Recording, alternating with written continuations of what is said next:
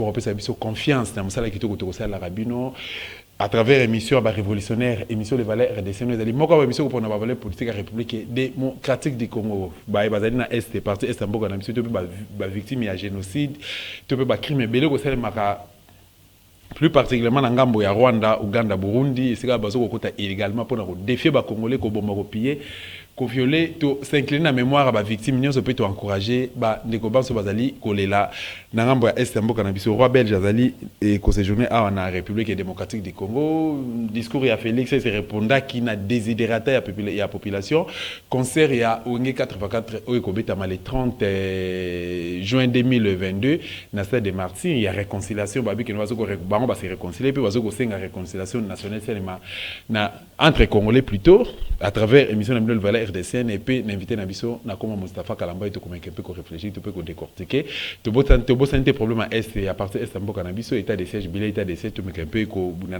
peu de na biso confrère na biso Yves Bouya zo ko séjourner toujours na prison centrale à Makala et sikapi Atiko zoba problème c'est un de nos confrères na combat Israël Mutombo Mustafa Kalamba bote na yo mbote de kodosta mbote na bakongomani nyonso et sengoyanga mingi na motema kasalelo moni na ko seka moke bote papa koyate en tout cas quelques millions na biso ba ero kende sosote nana sengo mingi mona senga kina papa mikolo uti ko le kaposo le kina baki kenzamba simba motema papa ayate ya on ko senga gentini ngo biloka sonité alongola babandero nyonso tina balabala ba panneau publicitaire tout atikina balabala alongola papa koyate papa koyana mboka o batwana nzala te boni nzoto na yo nanu boni nzoto na yo kolwa ko batela nzoto ezali kaka boye ndenge to lobaka donc ko ba malamu mais to malamu te mais sengo kaka ezali le papa koyate papa koyate raison oh papa koyate ouais ko bakama na bilan Félix bilan la bango baki donc to ko baki Félix ana bilan te bilan inexistant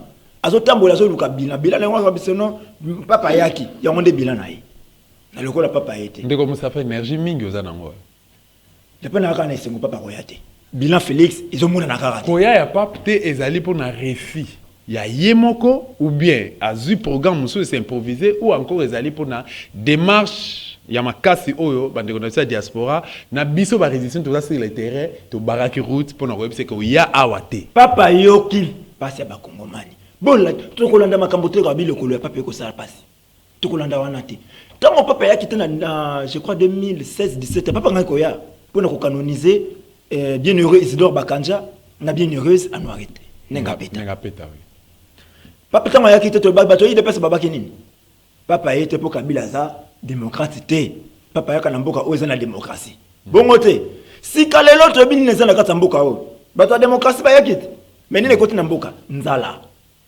tribalisme kofinga ba prela ce qui n'a côté la ndenge ba yi de pesa ba kofinga mupelelo e ko sa biso ba mupe ba fingi ba mupe ba sali ko finga ta cardinal Fridolin mbongo matin midi soir wala ndeko meli na ye mikolo omeli na ko méditer mikolo na mikolo Fridolin mbongo alobi lisusu nini tango tata cardinal ako bimisa kama ebe na bango nyonso ba ko salaka ko yebaka ke lelo soki kutu paradis e ko sala lokola Congo qui sasa to ko vivre sous Félix Boy non on préfère na ko ta paradis te ndebe ko bango ba ko finga tata cardinal matin midi soir pour ko latali sa bango bisika nkani ba kongomani ba ko vivre na nzala ba ko vivre na pasi ba ko mboka na biso bandi ko vivre déjà 75% ya balkanisation bango ba ko finga tata cardinal bongo papa ya na mboka ya bongo batu bana nzala papa ko yate yango to ana isengo mingi na kati ya motema na biso ntima na biso tondi na isengo papa akonyata no esikate yango wana isengo na mokolo malelo. Merci beaucoup. Félix inexistant. Merci beaucoup mon mboka Mustafa Kalambai roi belge aza ko séjourner à la République démocratique du Congo. D'abord boye inaye et puis na séjour naye ba activité ndingi ba congolais ba yambié ba activité zo koleka tout ça na discours naye ya roi belge Hollanda ki ondengeni. Là matondo mingi na mutuna wana kasi na kosenga yo ileko moko moke bandeko ya Canal King basilika mokete pona kotena kata makambo na kotanga pe kulutu bemba. Kotanga moke mais na zongi na boye ya roi Philippe. Un faut que signifie na bakongomani que roi Philippe alongo Belgique qui no kokoma na kisasa na mbongo na biso. Voyage na ezale prise en charge na trésor congolais. Là faut ça la clair na kongomani nyaso. Et là ko liboso ko tokoko ko silikila yango wana. Mais aye quand même. À ça le discours Moi, j'attendais que le roi Asenga pardon public dans Congolais. Par rapport, il y a Obasala Bisso pendant 80 ans, il y a la colonisation. De 85, pendant 1885, qui n'a pas été kokende. Qui n'a pas profité toujours na koyiba ba Congomani ko bossa na te, c'est toi ici Louis Michel, mutu ba ko imposer ko fandisa Kabila na pouvoir. Et nous savons ce que régime AFDEL, ce que suite à AFDEL qui ne le commis comme FCC et ça biso na mboka oyo. Personne n'oublie ça. Alors roi Ayi, au lieu banda ko reconnaître d'abord de manière superficielle. Ça montre qu'à ses côtés, il n'y avait pas quelqu'un de fort. Sotali, cet homme, ce jeune homme, garçon Kagame. Jeune homme. Oui. Un criminel a mérité respecter. Ok. Ce petit garçon de Kagame, tant à faire venir Emmanuel Macron, na Rwanda, a imposé Emmanuel Macron pardon public. Emmanuel Macron l'a fait. À signer pardon publiquement, à reconnaître le génocide rwandais et à promettre réparation. C'est que Bango Baye, roi belge, publiquement, tout c'est le roi belge a pardon. Moi, on a présenté m'excuse publiquement. Après le conseil à monter. Attamboli maloba Nicolo, Aleki. Et ce qui est grave, Félix a conseillé même va sauter passé. Dernier le baraquet, n'a refini n'a pas été. Dit moi c'est un roi belge. Et voilà, malheureusement, roi Talisa qui est qu'un peuple sans histoire est un peuple sans âme. Il faut qu'on ait une histoire. Mais les rois devraient reconnaître Mabé Bango et demander pardon et puis promettre réparation. C'est ce qu'on devrait exiger. Bandi dans le Congolais qui est Lumumba bisike zalaki. Que ton roi koya ko mona Lumumba ko pese mboti. Abiseke ke bino de bobu mangai. Ba longoli lonja Lumumba. Ba keko bomba ngono to ba ko kosa ba kongomani to ko sala ya sika bisika to kotisi na carte échangère. Qui ne le célite. Balobi na roi. Bemba pas souki wana te papa Bemba a commis pena mon pape. Obiton to wana tango MPR. Ba mon pape ba to mobilisation, sensibilisation. De Bemba. Asenga ni ba kongomani mokolo ya mosala babima mosala te ba kende ko yamba roi de Belge. Et ce qui est grave, on a remarqué seulement les partis politiques qui ba manifester qui étaient contre les Rwandais. On va manifester qui était contre l'agression rwandaise na Congo, ne pas qui manifester pour ne pas roi de Belge. Ok. Manamutu a train UDPS, suivi du MLC, au bakisi na simanango au banani, AFDC, AFDEL. Ya bati le kwebo. AFDC, AFDEL, le botamoko. Koko ya AFDEL. Nde, partout na bati le kwebo. Ba onde batandaki maputa. Nde batandi maputa ba yamba roi de Belge. Ok. Nambongo na biso, pour que roi de Belge ya kofinga biso susu. Et je me demande, ponika keko wana so na tali, matama keko wana eko rappeler ngande komoko. Ndeko na lisusu. Ndeko na ngai moko. Ndeko na ona. Donc na monika mais quand te olekate. Wana vraiment bandeko ba Holanda biso ba olimbisa nga muke, ndeko Mustafa Kalamba lobike. Roi belge, na RDC s'il vous plaît, ayez na RDC ko séjourner on a rendez-vous ba pesa na ina Félix, amemeli biso ekoko ya basuku. Azu yango wapi et puis a raisonner na memeli yango et puis a rappeler yo elongi ya ndeko na yo nani. Moi temps ba roi belge aye. Ayena ke ko basuku. Alobe ke ko na 75 ans. La misé belge. Il va ba belge kuna ya moyen nango. Mais quand on a talé que kola malamu na balusi pena image nango boye na moni kaka na matama na indi na reconnaître. Matama wana rappeler ngande ko na ngai moko kongomani. Ndeko na ona. Na tokola kana na Kasai. OK. Ndeko na ngai wana tokola na Kasai. Azanga kombo. Ngonga moko ya voyagaki akendaki ko luka bomo ina musika. Atika kibisu na Kisasa. Na minute azanga. Azonga pe Kisasa. Beaucoup t'en a quand même. Oui, tout le monde. Ok. Je te mets quand même. Mais est-ce que la Belgique ne nous a pris que ça? Belgique a soit Karabiso et Kekouana et Mamata Mane rappelé un de Konanga Tokola Nae. Non. Mais Binobo Soukou, Bokumisi Roi, Bomemi Roi Bissika Moko, qui n'a comme un niveau et puis mon Inzambalinga Kongomani Mingi. Il y avait un Angolais, Bissika Bakendaki comme Marwa na Lubumbashi. Na université de Lubumbashi. Ba Angolais balobaka ba Angolais balata ba sous-vêtements te. Ndé yango to mona yekuna Lubumbashi. Ba to ba ko sala ba cérémonie la ba ko binda kawana na tara moto parle couper à l'attaque pour ekoi atika vide. Na wa pa beti maboko. Ouais, Ezaki est là au moins préparé. Mais, est-ce que le Félix est là? Et ça, c'est le comment on va préparer. Félix ne prépare rien.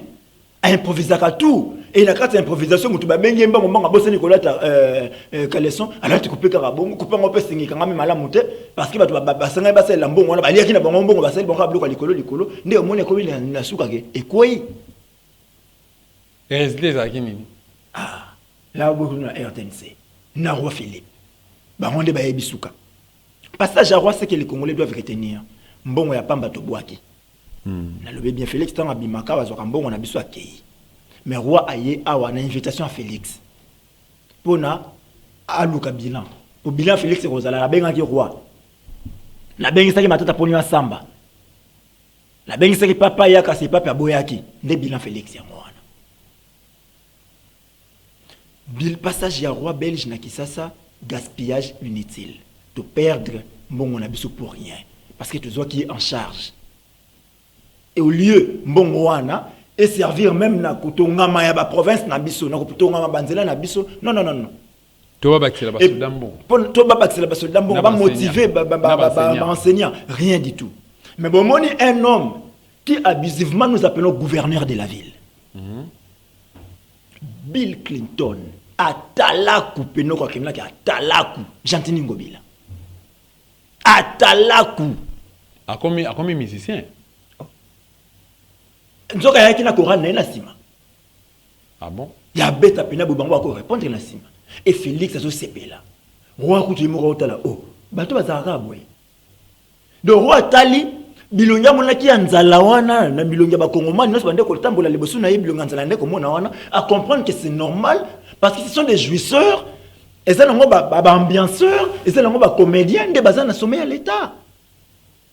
Comment un gouverneur de la ville abanda ko yemba na président de la République na misuya et loko ba pekisaka o ba critiquera na maréchal à un moment donné na misuya mopaya na mboka oyo nzamba zalaka Jantini Ngobila anga ko zala sanctionner sévèrement mais loko la Félix alingaka nde bongo bakomisa yi ba yemba kaye yutaka banze mbono so héritier mikolo ko kaka Félix ni ko alingaka bongo nde yango moni a naki ko seka abosani ke saline de Sony.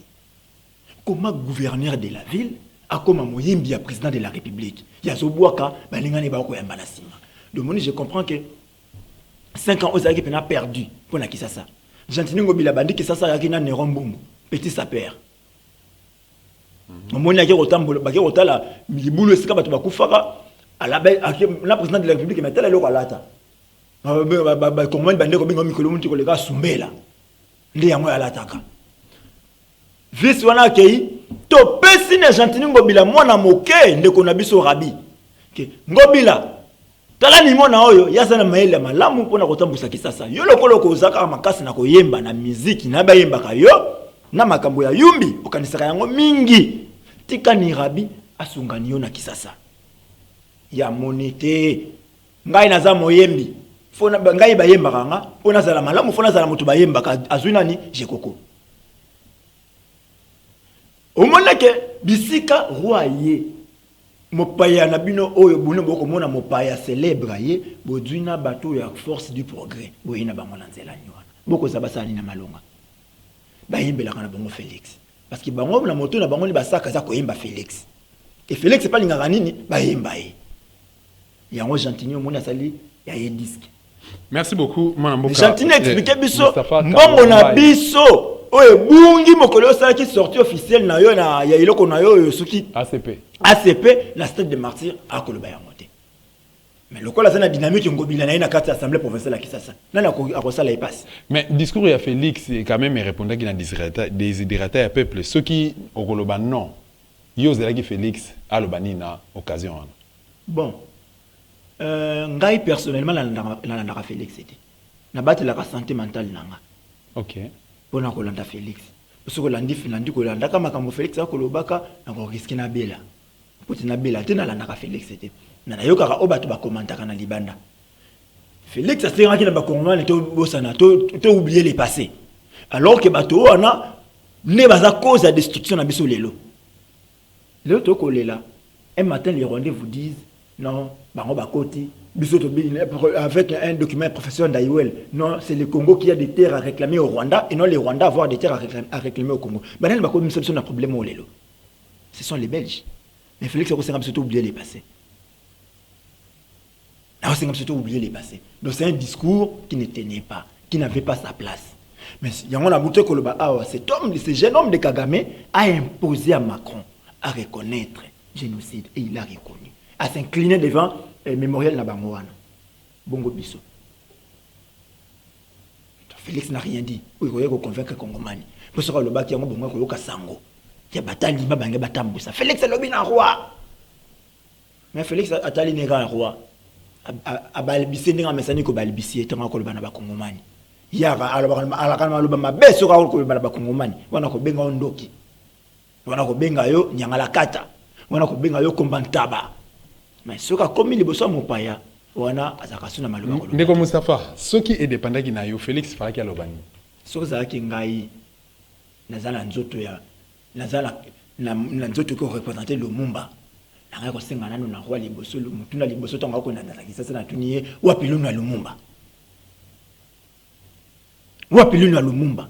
Il faut senga pardon public na ba Kongomani balela ka Lumumba oh bino boboma.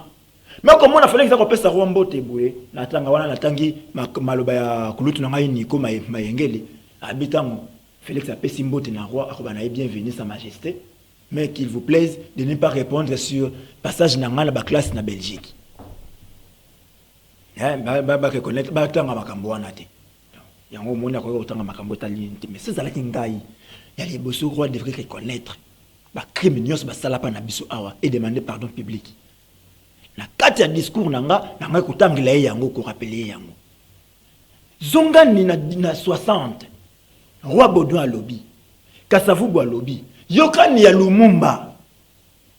C'est que tout me manibato wana ba tu afandi ba yoka biso ba ke mabe o basali biso to ko bosana ka yango te. To ko banda ko tangisa ka yango bana na biso na bakoko na biso ba ko yeba ka yango de génération à génération. Félix a été incapable à ça yango. Il nous a demandé d'oublier les passés. Quand Ndenga Lobaï n'est pas venu pour finir les passés entre Yéna, Bakor et Yéna FCC. Ah, la même chose qu'il nous demande de faire. Donc, bateau bakata maboko wana bazaka bongo. Bateau bakata maboko. Biso bateau tu ko remplacer bango batata na biso bakoko na biso bakata maboko. Bakoko na biso ya laka ba pesi tala bilanga na biso ya caoutchouc kwa mbangu zo pesa Belgique kende ko tunga kuna osali ngo malamu te osifimbu ya ngubu. Ndeko Moustapha Kalamba, question mo yelinga en esprit. Par rapport au comportement depuis tout le bachit ya maréchal au biso to vivre. On ngana to vivre. Chit ya maréchal afdel azu pouvoir jusqu'à nos jours. Une fois président de la République Moustapha Kalamba. Comportement to attitude ni okozanango à l'égard ya classe politique. Acte ni aliboso opposé pour na peut-être qu'on discipliner to corriger ba. Les envoyer tous na retraite politique. Après donc on a envoyé bon na retraite politique mettre des moyens na défense na sécurité. Yamboka. Et le reste viendra de lui-même. Il reste rien yango moko. Mon bateau wana ils ont déjà échoué hier. Sauf si bango lelo ba ko échouer encore. Et puis on a échoué encore troisième fois, il faut retenir de la retraite politique. Je te prends l'exemple à battre le coup. Le temps où on a combattu les solos, ah, honoré papa, honoré Ngwanda. Ah, yoko le belang Ngwanda criminel. Bon, on a dit Ngwanda za criminel. Bon, on bosse ça qui a peut-être Ngwanda ko bomabatu. Bon, on bat ça qui a peut-être Ngwanda ko bomabatu. Chimbombo muku na sa ki wapi. Tshisekedi le père azalaka. Ah, sa ki wapi. Kitenge yeso sa ki wapi. N'est-ce pas que bazaki lingomba moko. Mais tant que bateau on a babalutika na sima les médiocres ont reconnu les médiocres basangani bakomi malam. Aujourd'hui les Mendes sont devenus batu malam parce que ils ont choisi les côtés. Et de même mon colonel Nemi Moulania pe akola mukana tonga komi moto Tshisekedi Nemi Moulania akomi moto malam. C'est ça ces gens-là. Ils ont échoué hier, ils vont échouer aujourd'hui et échoueront demain sur le bango opportunité à gérer. Tout ça na élite congolaise. Moi, je crois encore en moi. Moi, na katia les mauvais, et aussi les bons. Donc, les autres on a détruire. Oui, ils ont détruit. Mais il y a des ceux qu'on n'a pas réussi à détruire. Basali. Ils peuvent faire quelque chose. Il faut leur donner confiance. Merci beaucoup. Moi, je Moustapha Kalamba, mais Outa était de CG Bandaki, tout le monde quand même. Est-ce que, selon vous, est-ce que va avancer, tout le monde va avancer Zali en termes de bilan au Kolobanini? Bilan basaka ngotali lobi zaki ndeni le komi ndenge nini. Mais so otali lobi bande ko boma, loba ko boma. Avant état de siège bande ko boma. Pendant l'état de siège ba ko boma, c'est que l'état de siège est échoué. Et pour démontrer que l'état de siège est échoué lamentablement, bah zui encore ko sangana na armée ougandaise. Ou armée Ouganda yakato sangana na elongo. Police ya Rwanda kotika ni bisote yakato sangana elongo pona to combattre ba AFDEL, ba soki ba ADF. Pona ko sunga biso ko sunga batona ba kota bien Félix qui ko kota na communauté des États de l'Afrique de l'Est. Il ko ça kanga pas cité lelo. Et je crois que même Cyril Ramaphosa Ramutuna, comment sont ces peuples là congolais? Ba zandenge ni ba peuple na Congo.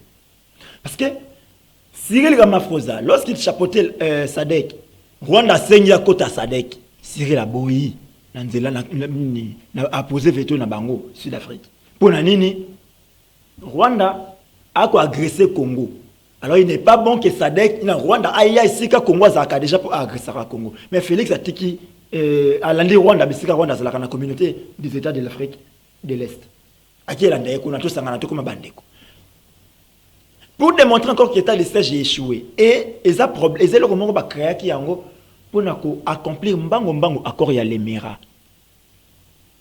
Moi dans les matin midi soir que Kabila a beau ya faciliter accord à l'Émirat que Félix azala passoire na eloko wana. Et ko ça kanga passe matin soir. Parce que le loto ko lobana yo Félix oto ko ça discours moko na Abidjan. Bato bele batena ki na ngoni nité. Alobaki nini? Iska kana lobaki ke batueri na est ya mboka na biso, notre armée est complice. Ko sosolelo ko wana, sikato zongani na eloko ya complicité wana. Eza maloba utaki na armée ougandaise. Tout à fait. Armée ougandaise nde lobaki ke ba Congomani baza complice à kokufa bandeko na bango. Et c'est notre président de la République qui répète maloba ya armée ougandaise. Sika armée ougandaise wana ba militaire ougandais nyonso bakozonga to musu bakotikala. Sika so musu batikali. Ba bandi ko bomba Kongomani bakoloba nini? Ba bomana ka bango na bango, président na bango moko to loba yango. C'est grave. Et sengela ya salani. Yo koki ofanda na kata ndako na yo, mwana na babike mwana na yo akuluna. Akati mopa mwana na yo akuluna. Akataki mopaya oya kiko bundisa yo benga ya mwana mabe.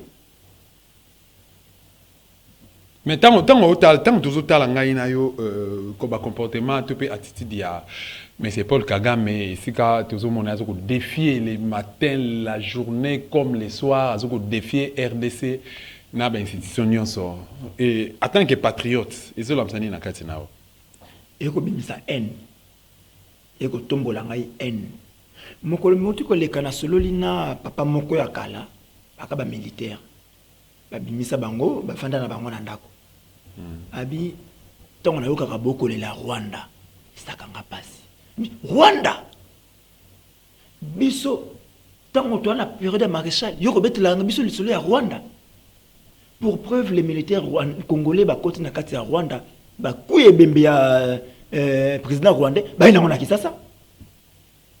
Sous l'armée rwandaise on est forte. Comment est-ce que ça qui n'unité? Comment est-ce que combien? Ce n'était pas tout un bataillon et Kendaka. Moi ndambo ya batu bakeba couper mon continent bino ba ina ba na bamona kisasa.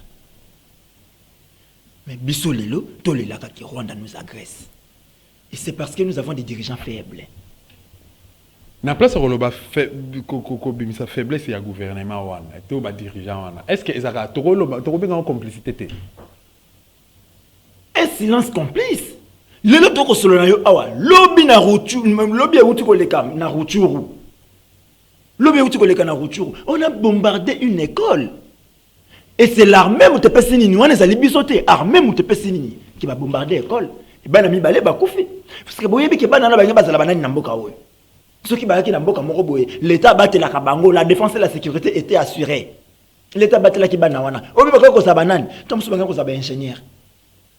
Tom so bango za ba professeur. Mais tu l'as dit porte-parole à gouvernement, porte-parole à gouvernement, ancien journaliste na Kombo Patrick Mouyaya so démentir certaines choses. Mais pas parce que hier on avait tous critiqué bah comportement ya Lambert Mende parce que le côté tondaki mingi na munoko. Mais le Patrick Mouyaya aso sala o Mende sala qui. Bon Patrick Mouyaya on est Mende ça déjà mukolo hein. C'est parmi les gens qui font la bango kalaté. Mais Moni Mouyaya malheureusement ça tombe sur 30 ans encore de vie. Azatom sur 30 ans encore de vie. Aïbake, Azano Nanzela Moulaï, Amiko Sate. Au moins, c'est le message du gouvernement. Le gouvernement a découragé Yemoko, a démoralisé, même armée naïe. Parce que quand l'armée a fait ce rapport, c'est le gouvernement qui doit donner les moyens à l'armée pour qu'elle bunda, pour qu'elle batte là, pour qu'elle défendre. C'est le gouvernement qui doit donner les moyens. Mais si on ramasse les rapports gouvernement contredit les rapports, vous attendez à quoi? Pour Oya Lobby, c'est les porte-parole du gouvernement. Après ces positions à gouvernement, il n'est pas sérieux. Je comprends qu'il y a un problème d'éducation. Et quand on parle d'éducation, non, finga qui a mal éduqué, non, problème d'éducation. De temps en temps. Et ça problème d'éducation. Tant on comme nous le kuta, et ça problème d'éducation. Tant on a moyibi, bah pesio et le quoi l'état on dit que gérer un mabé, et ça problème d'éducation. Tant on va pesio le quoi l'état tambusa ngoboye, on dit qu'on tambusa ngoté, au lieu de qu'on tika, c'est ça problème d'éducation. Yango na bino batu mingi ba na problème d'éducation. Donc ba muya ya wana na nkota na makambo na été. Na zonga ni na makambo ya Rutshuru, le Rwanda c'est l'armée rwandaise qui a bombardé une école. L'armée rwandaise est bombardée l'école na Rutshuru. C'est parce que même le gouvernement a lobby rien, malgré les rapports et l'armée, le gouvernement a lobby rien, le président de la République a lobby rien, aucune sanction contre les Rwandais, c'est un silence complice. Par là, nos dirigeants se font complices. Il y a Makambouma qui est Kaniwana. Le nom de le message qu'on a le gouverneur il y a Sud Kivu Théo Abidjan. Apeti si bate kanibilo ko ya Rwanda na Burundi na kati ya Sud Kivu. La CPI la Monique Mobali. Alors un problème tena ba collaborateur na. Ah, c'est ça. Inde yango na kotala. Hiérarchie. Inde yango to kotala. Na utaki kolobali kambo mikolo tu mikolo muti ke lekake. Ce qui Félix alaki réellement na posa ya kobati la Kongomani arrêt ko luka ba sanction moko disciplinaire à l'égard ya Rwanda. Ya liboso ko kata ni ba relation. Ko kata relation diplomatique na Rwanda. Ko kata ko kababilo ko na biso na Rwanda. Rwanda ka ko zo or na biso ba kinda ko rafiner kuna ko kata yango. Ko ba na biso na nzela ya Rwanda to kati. O commerce ya Rwanda na Kisasa to na ngambo na biso boko to kati. Et tango boko kat boko pesa ba ninga ba sanction économique et ko paralyser l'économie na bango. Tant l'économie na bango ko paralyser même moi ma koki ko ya kotia na armée na bango ba ko betela tolo et ko zala sous-souté. Mais Félix ne le fait pas. A kotika na or na biso za toujours raffiné na Rwanda, Rwanda teki azumi solo, après ça ma équipement armé na e. Assume équipement armé na e. Et c'est ça que nous appelons silence complice. Et là, on est dans l'obligation, on est dans le devoir de défendre le Congo. Arrêtez de défendre l'individu Chilombo. Il partira, le Congo restera. Mobutu est parti. Le bébé to bina ki suku awa pona Mobutu bazawapi. Kabila oya mwana oyo mande fwake. Batu babina ki suku pona Kabila awa bazawapi. Bakei. Mais demain, Félix partira. Donc, bino boko bina suku pona Félix tango rokende. Botika la wapi. Botika la mboka nini. Quel pays vous allez hériter? Revenez des citoyens, messieurs, tous sont des citoyens. Pensons à la République. Qu'est-ce qu'il faut faire na moya lelo pour na ko silisa problème ça? Est à mboka na biso République démocratique du Congo hier tous allaki ensemble na Félix même aux autant à Félix on a obatumsu bazo le président de la République na balabala pour na kolobake les pays est occupé. Bande kwa IDPS to bundara na ba on a balabala pour na kolobake mboka ezali occupé sengeli kobenga na barwandais nyonso na mabele ya Kimbambo mais na moya lelo tozomona barwandais bazomenace biso beti lisolo ya Rutshuru ke Rwanda bombardé na partie est ya mboka na biso précisément na Rutshuru tomoni bana bakufi michopo bimi libanda mais IDPS aucune déclaration Félix aucune réaction et gouvernement se taire. Qu'est-ce qui se passe? Qu'est-ce que les Congolais devaient faire ou doivent faire pour mettre fin à l'occupation de mboka na biso au Congo démocratique? Moi, je vais solution, c'est que quand on tongo lobby ou Félix a le biso. Alors on a biso. Pour y aller raté, là on a pas problème de bande konaye. Y bande konaye battre la kabango mingi. Mais le qu'on a kombolo ba po et bande ko ba ko kufa ko na za bande konanga ba kongomani. Ce que Félix devrait faire, c'est mettre des moyens consistants dans l'armée. Budget à armée la biso ça dit combien? Budget à défense na mboka na biso ça dit combien? Fonctionnement à l'armée, il devrait connaître ça et mettre des moyens, mettre des hommes capables, sûrs. Oh, il y a des bateaux. Oh, on a fait ça, ma pinga, par ça, la mosala, ma sengeli, pour nous bengana pe, pour repousser le Kowana. C'est seulement question de motiver les militaires na biso. Ils ne sont pas motivés. Mais quand on a les blessés de guerre, tant on a moni de quoi qu'il y a bitumba zoka, boyelinga na camp, afin d'arranger sika moko.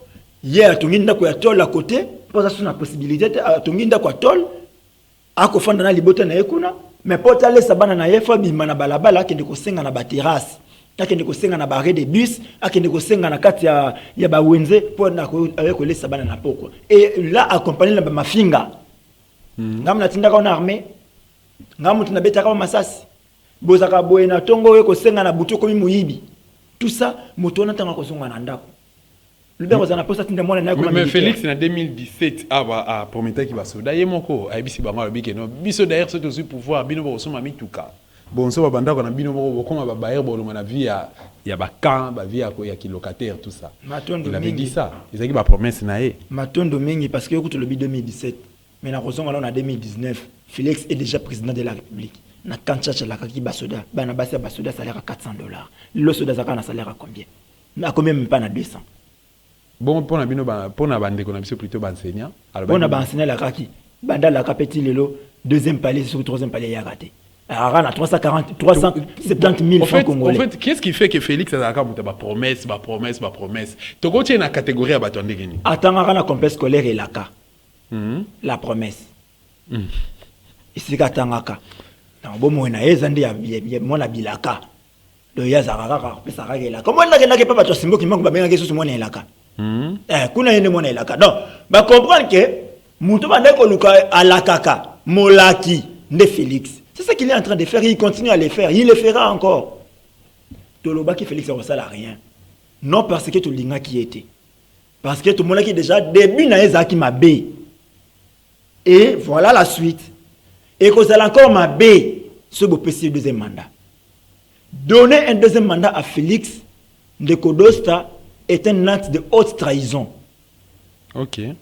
Est un acte de haute trahison. Parce que maintenant, la recherche à bilan. Azoluka bilan est inexistant. Il y a des négatif. Ou bien c'est un peu, moi, beaucoup de monde attend moi, il y a des choses inexistant. Moi, je suis Moustapha Kalamba ici.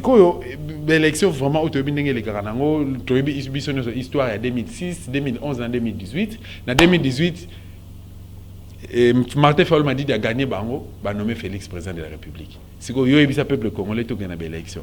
Oh, quand tu as vu ce Fayol, il a dit que c'est une académie qui ne sera jamais faveur par naïe. Attention, on a 9%. Je réponds à mon article 64 de la Constitution. Et le Bénin que Congomani nyonso za na devoir ya ko barenzela na moto nyiko kwa bokonzi na makasi. Ko lekala ngo na nzele ko bima nango la libanda ya mbeko likonzi oto ko salela. O lo kwa to salela na kati ya mboka oyo to na devoir ko respecter yango. Na bandeli wana. C'est là na lingina lo banini. Soto komi na 2023 na suka Félix a organisé ma pronomité c'est que ye a kwa na lisumu wana alingi ko kwa bokonzi na makasi. Tokoloba Félix Tata oya ki kuta ki sachet à sucre 4500 le komi 11000 oya ki kuta ki sac à semoule na 16000 ya cher za ki 20000 lelo komi si on a 44000 Tata Félix, ça qui a eu à l'eau sur 25 000, il a commis 48 000. En tout cas, tu l'as qui au mingi. Maloba tata na to kanisa ki ngo malamu. Mais to moni yo sali le côté. Kende. To tika la kobongisa mboka na biso na ndenge na biso.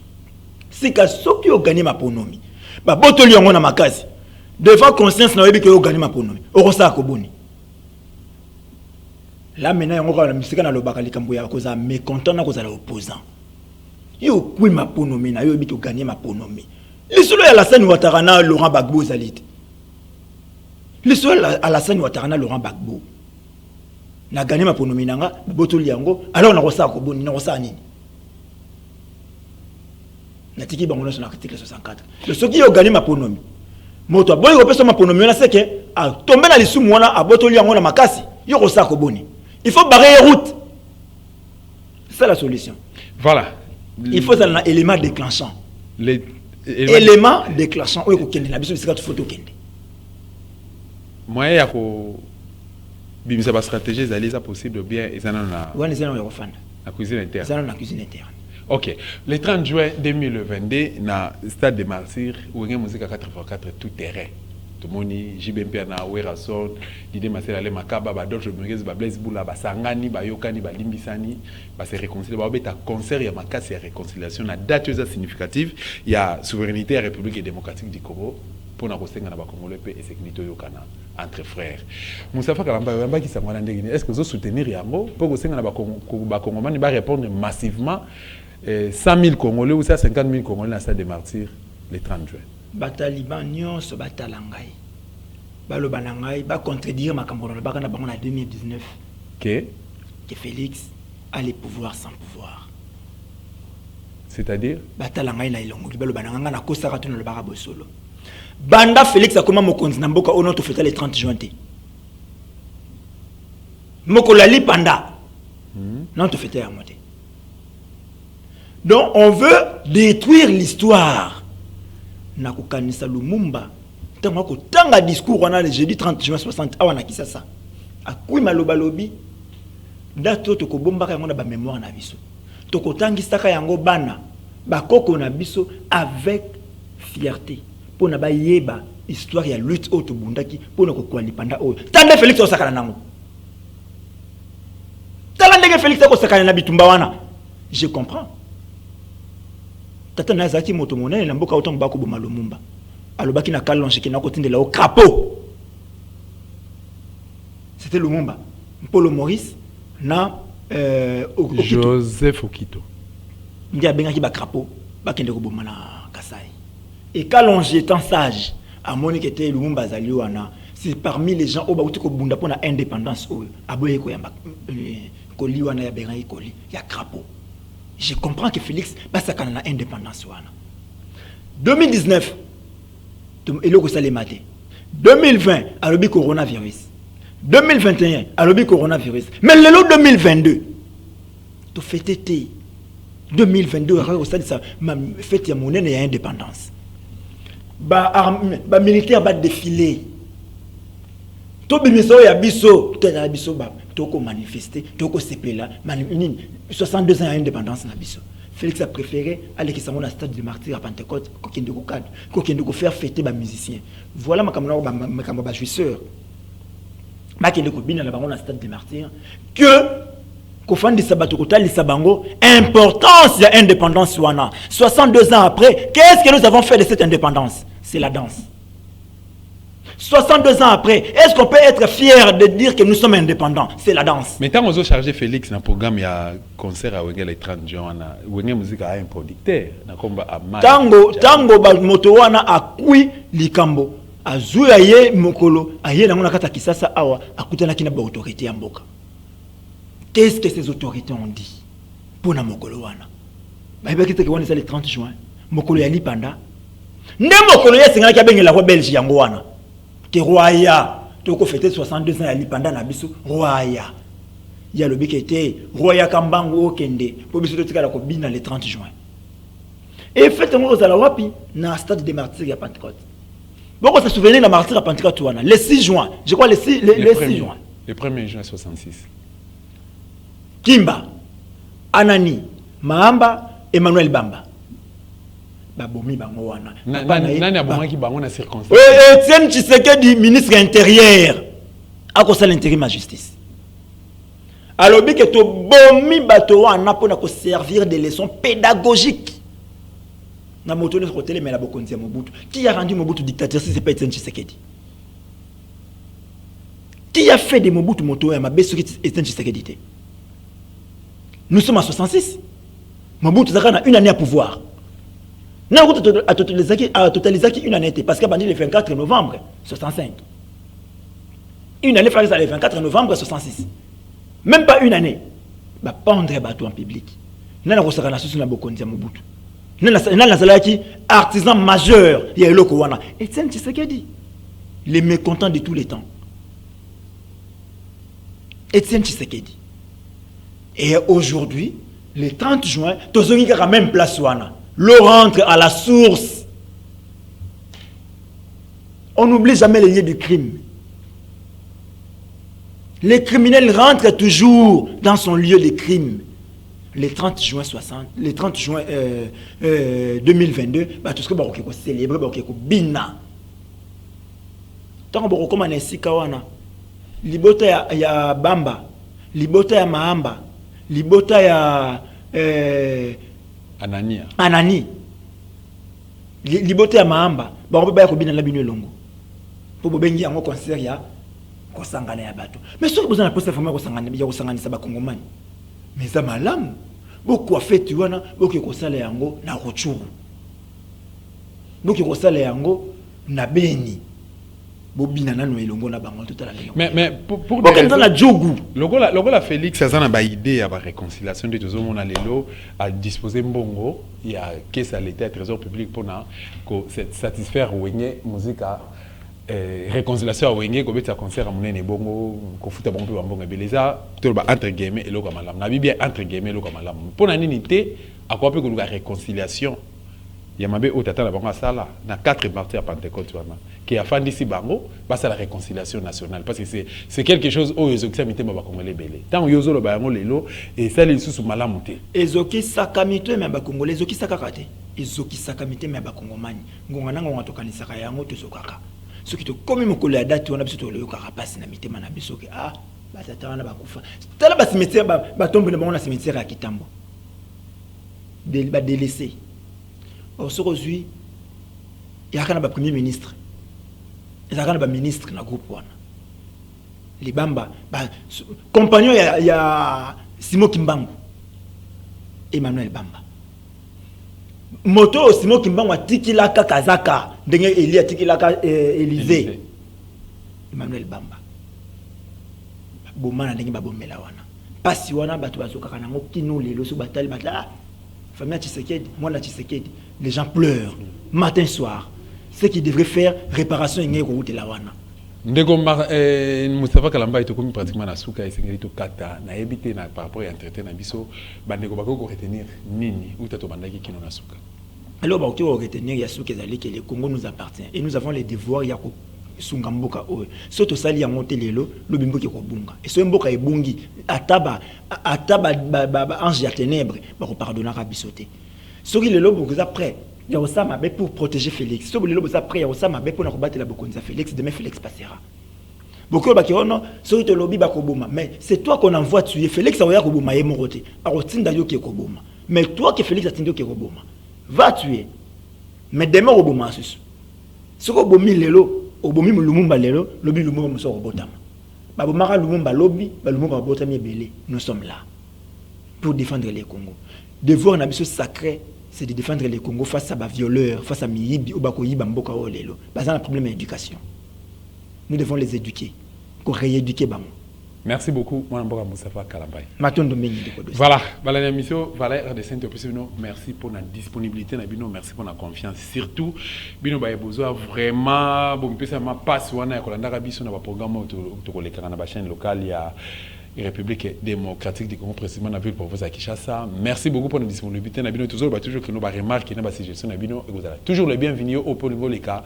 L'émission Valais RDC, peu importe place aux Ali, aux Ana Kinshasa, aux Ana Congo central, aux Ana Bandou, aux Ana Kassai, aux Ana na Kassai, aux en province orientale plutôt, aux en Équateur, aux en partout, même l'extérieur, tout un étranger, na ngambo diaspora, benga biso na toko bongisa comment est-ce que toko ko yamba yo o les cas te pose à la parmi ba invité na biso mais na mutu na oyeba ke awa to yamba ba jale loté eza émission ba révolutionner aux préparer population pour la révolution oyo